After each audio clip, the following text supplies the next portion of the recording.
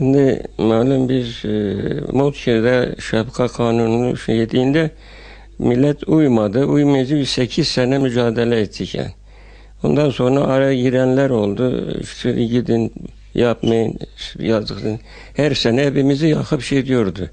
Ondan sonra nihayet teslim olduk. Bizi Kastamonu'da Kastamonu, Çankırı muhtelif yerlere bizi ettiler. Bizim evimiz Kastamonu'ya düştü. Kastamonu'ya gittiğimizde Bediüzzaman da oradaydı.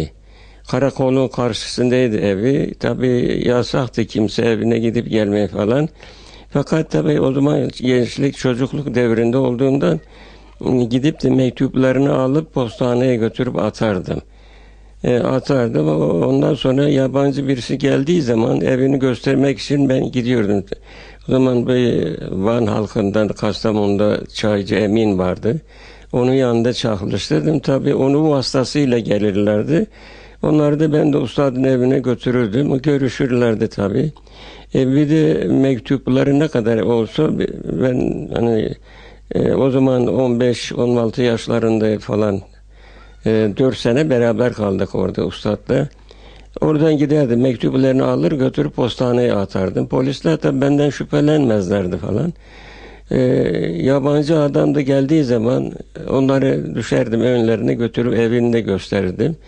Bu şekilde artık bir 4 sene beraber kaldık.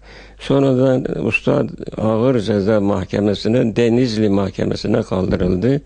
Oradan daha idam edecekler. Bugün yarın derken bir 11 ay, 9 ay öyle geçmiş gün tabi. Mahkemede beraat ettiler. Artık Ustad Kastamonu'ya gelmedi. O zaman Kastamonu'dan giden kişiler geldiler tabi. Çaycı Emin diye birisi vardı. Van halkından da o da. Onun kahvesinde çalışırdım. İşte gelenleri bazen evlerini götürüp gösterirdim. Bazı mektuplar oldu ben gidip alır götürüp postaneye atardım. Dolayısıyla böyle işte bir hizmet oldu mu gönderirdi beni kahveci onun hizmetine gider gelirdim. Bu vaziyet sonradan tabii bunu orada 4 sene beraber kaldık. Ondan idamlık olarak ta Denizli Mahkemesi'ne gönderdiler. 11 ay mı 9 ay mı o da hatırıma gelmiyor. O kadar mahkeme daha bugün yarın idam edecekler diye.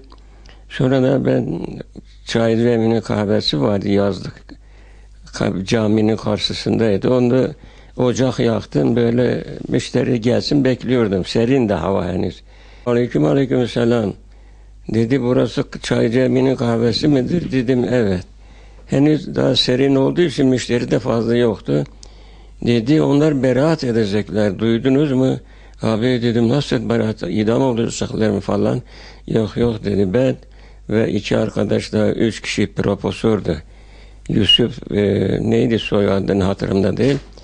Dedi onlar beraat edecekler yakında gelecekler dedi. Hakikaten bir hafta sonra çıktılar geldiler artık. Tabii birkaç sene kaldık 19 sene falan kaldık Kastamonu'da. Apo çıktı geldik tekrar. Evet.